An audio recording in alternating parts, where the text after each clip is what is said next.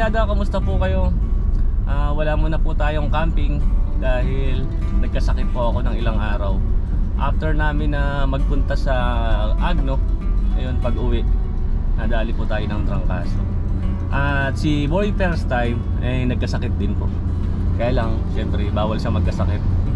Ang dami niyang event na dadaluhan eh. Kagaya ngayon nandoon siya sa Norsagaray, pupuntahan natin siya. At syempre bago lahat, kasama ko po ang aking asawa na si Janice. Hello mga kabarkada, good morning po. Yun, ihatid muna natin siya sa tindahan po namin sa Jealous Buffet. Kahapon nga pala mga kabarkada, dinala ko to kay Berto si Beo dahil nasira po yung door handle niya sa may side, sa side door. Pinapalitan ko sa kanya. Dahil nung pauwi na nga kami, nagkasabay kami. Pag unlock niya, pagbukas ko naman, ayun, nabali yung parang pin.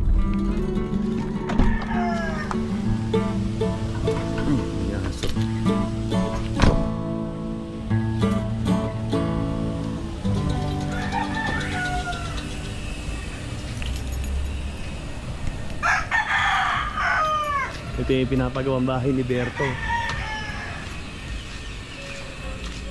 Ganda din to. May second floor din.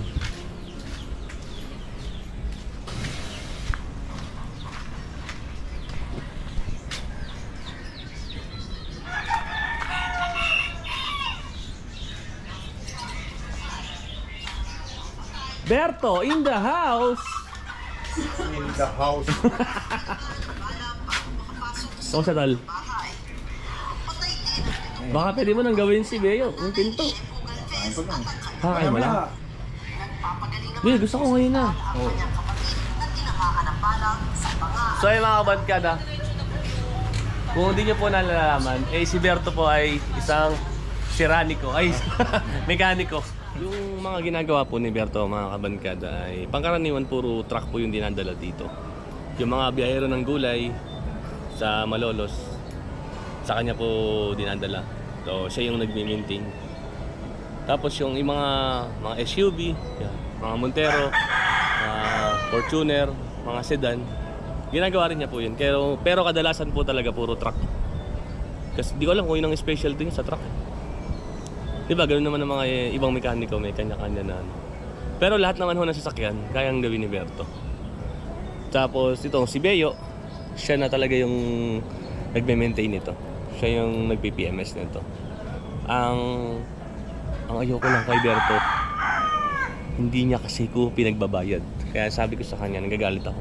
Pagka ako bro, negosyo, kailangan magbabayad ka. Pero ayaw niya talaga. Ang ginagawa ko, dinadala ko lang siya ng pagkain kasi paborito niya yung lechong kawali. Ito ang aming buffet restaurant. Ang Jealous Buffet, eat all you can. Matatagpuan to sa Malolos City. Halos katapat lang ng aming lugawan na Litas Kusina. Si Janice, siya rin ang kahera dito at receptionist. Ang mga nagluluto rito ay ang mga kapatid kong babae. At ito ang aming menu ngayong araw na to. Meron kaming samgyupsal, fried rice at plain rice, pansit canton, spaghetti na paborito ng mga bata, may soup din kami, siomai, at isa sa mga paborito ko, ang ginataang langka. Meron din kaming chicken asado, crispy kare-kare na binabalik-balikan, masarap to promise. At meron ding chicken pastel. At hindi magpapahuli, ang mixed spicy seafoods.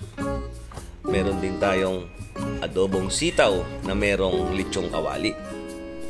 Meron din kaming baked tahong, fried dilis with steamed kangkong, at meron ding Shanghai, calamares, sisig, at fried chicken.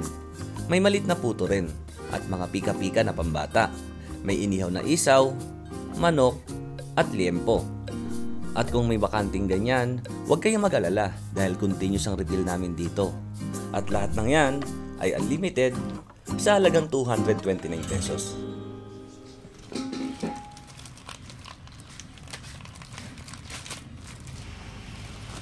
Same na same. At kinabit na nga ni Berto ang bagong door handle.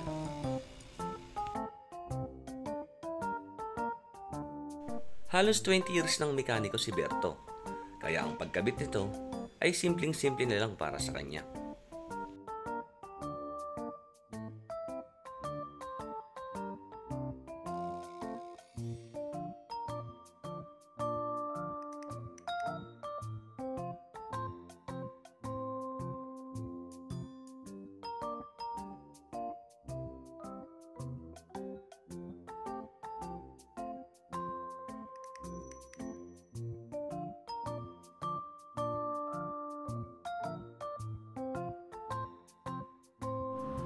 Doc Berto. Ano yun inject mo dyan?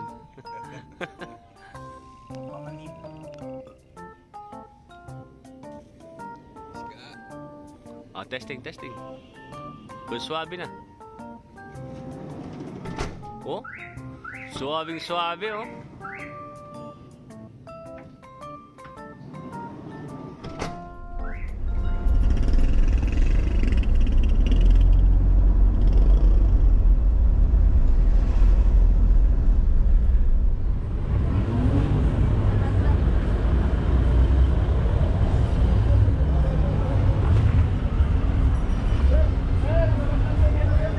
Yun, ito si Watod.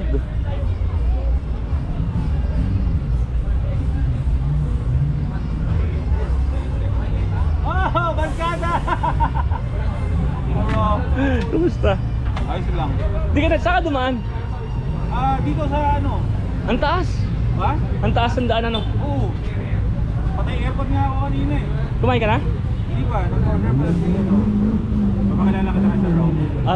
Birthday niya ngayon eh. Birthday ko ngayon. Birthday niya. Ba't kaya nang binati ko? Pati mo na. Asan ba? Ayan, mga kabarkada, ito si Polky, nagkita kami. Mamaya si Jello, pupunta raw. Pupunta siya? Oo. Oo, sige. Tapos maghahanap ng... Pwede natin pag-overnight to. Oh, sige. Ewan ko sa kanya kung paano. Sige. Paalam ko muna. Babay mo na. Tapusin ko lang muna ang aking kausap. Ayan, si Sir Rob ng SM Hi! Performance. Welcome to Polycon 4x4 Off-Road Challenge here at Barangay Bitungol, Norsagaray, Bulacan. Alright, come join us! At ito yung pagkain na pinahanda ni Sir Rob.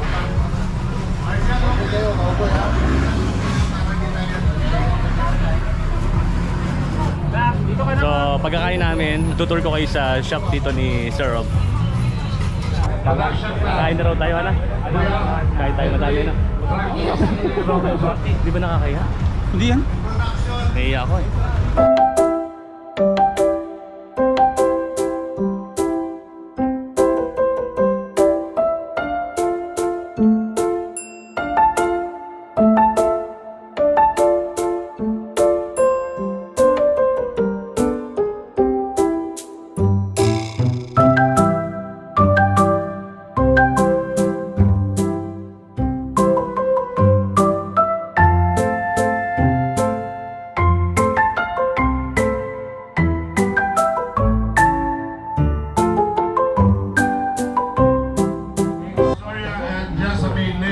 Wait lang bro I-check ko lang ang mga asyenda ko. Don McLean. Gusto ko ng ganito. Pero maganda. Pang-bobo yun, no? Oo. Pwede na kayo sa bagay eh. At bukod nga sa rooftop tent, ay meron pang ibang product ang SR Performance, kagaya ng mga to.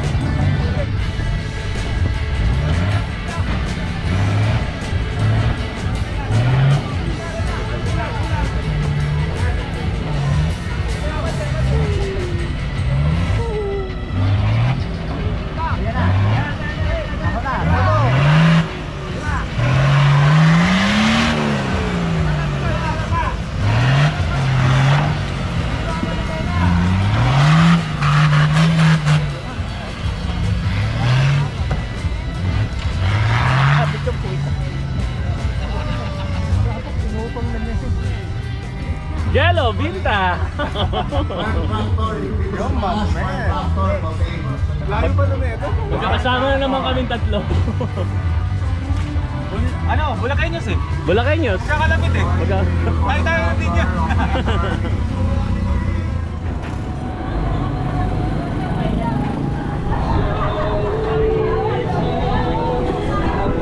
Ganda, sarap no? Ang lamig, mamen.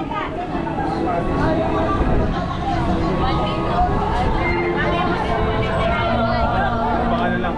Pangalan mo tapos number. Akala ko isusulat lahat eh. Isa lang daw. Saan po tayo?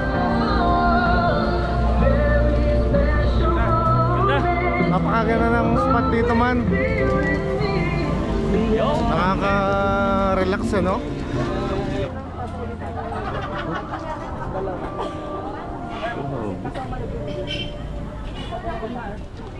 Parang dito na ako dumaan kanina.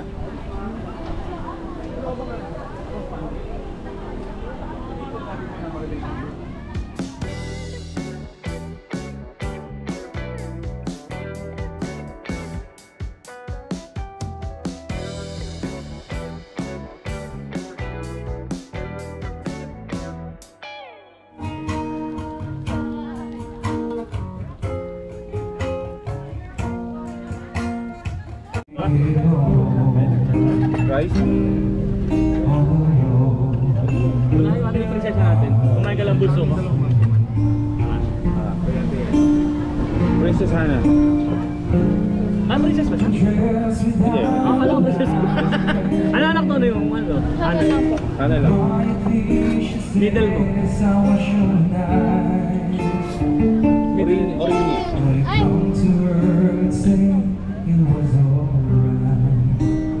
Hala, hindi Hanami. Hana lang.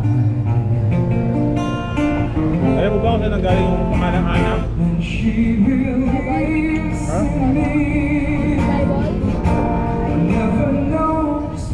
So, ayun mga kabankada.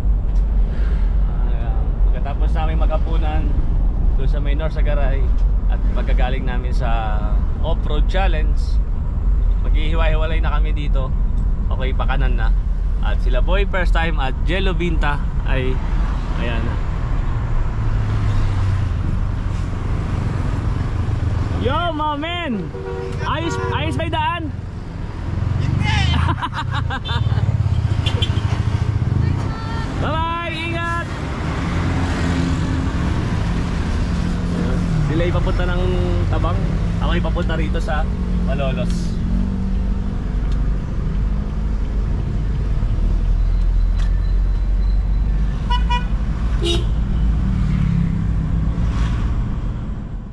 So, ayun po mga kabankada ang nangyari habang tayo walang camping. Pero bukas po ay magka-camping na ulit tayo. Kasi ubutsi po na lang naman to, kayang-kaya na natin to. Pero medyo malat pa tayo ng konti. Sa mga susunod na biyahe po natin muna po ako, magno-north loop muna. Tapos ang plano ko kung saan tayo abutin ng gabi, doon na tayo matutulog at magluluto tayo. Para makapaghanda rin tayo sa nalalapit natin na Philippine Loop Van Life Edition. Parang practice na natin yan. So ayun mga kabankada, maraming salamat po sa pagsuporta nyo. Hindi lang po sa akin, sa amin po kila Boy First Time, Direct Gino, Jello Binta at Hipon Brothers. So sana po hindi kayo magsawang sumuporta sa amin. Maraming salamat po mga kabankada at mag-iingat po kayo palagi.